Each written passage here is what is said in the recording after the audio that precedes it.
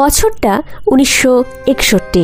Venice আন্তর্জাতিক চলচ্চিত্র উৎসবের গাম্ভীর্যপূর্ণ আবহে সামনের সারির আসনে স্থির বসে রয়েছেন এক বাঙালি গর্ব, সত্যজিৎ রায়।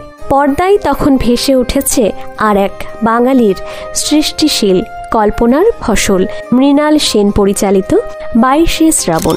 চলচ্চিত্র শেষ হতেই এক সুদর্শন ফর্সা গায়ের রঙের ছিমছাম চেহারার বিদেশি ভদ্রলোক এগিয়ে এলেন সত্যজিৎ রায়ের দিকে। করমর্দনের পরই বিনীত অনুরোধ জানালেন পরিচয় করিয়ে দিতে হবে 22শে শ্রাবণের পরিচালক মহাশয়ের সঙ্গে। সেই ভদ্রলোক আর কেউ নন, প্রখ্যাত ফরাসি চলচ্চিত্র সমালোচক জিন মাসকোভিজ। কিন্তু সত্যজিৎ রায় তা পারেননি, কারণ যার ছবি নিয়ে এমন উৎসাহ, সেই মৃণাল সেন সেবার ভেনিস উৎসবে উপস্থিত ছিলেন না। মাসকোভিজ কিছুটা বিস্মিতই হলেন। শুধুমাত্র আর্থিক অসচ্ছলতার কারণে এত বড় আন্তর্জাতিক মঞ্চে হাজির থাকতে পারলেন না এমন এক প্রতিভাবান চলচ্চিত্রকার। এই অভিমানের কথা, এই বিস্ময়ের সুর পৌঁছে গিয়েছিল মৃণাল সেনের কানে। সত্যজিৎ রায়ের সৌজন্যে দেশে ফিরে স্বয়ং ফোন করে পুরো ঘটনাটি জানিয়েছিলেন তিনি।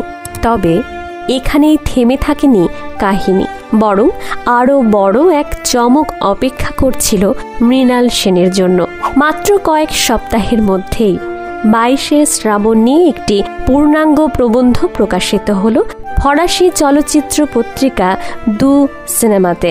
লেখক সেই মাসকোভিজ। তাঁর লেখার পাশাপাশি এই চলচ্চিত্র নিয়ে বিশ্লেষণ প্রকাশ করেন জর্জ মাদুলো।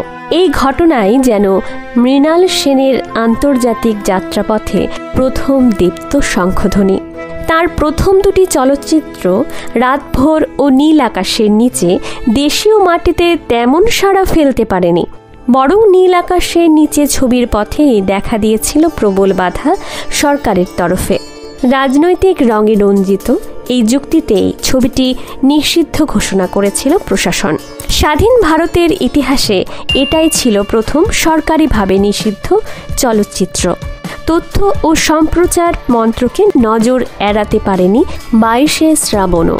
নির্দেশ এসেছিল বাদ দিতে হবে ছবির কিছু গুরুত্বপূর্ণ দৃশ্য, কিন্তু মৃণাল সেন সেই আদেশ মানেননি। সমস্ত ঝুঁকি নিয়েই কোনো কাটছাঁট ছাড়াই তড়িঘড়ি ছবিটি পাঠিয়ে দেন ভেনিস চলচ্চিত্র উৎসবে। আর তারপর বাকিটা শুধুই ইতিহাস। নমস্কার, ভিডিওটি ভালো লাগলে লাইক, শেয়ার, সাবস্ক্রাইব করতে ভুলবেন না। ধন্যবাদ। আমি মন্দিরা।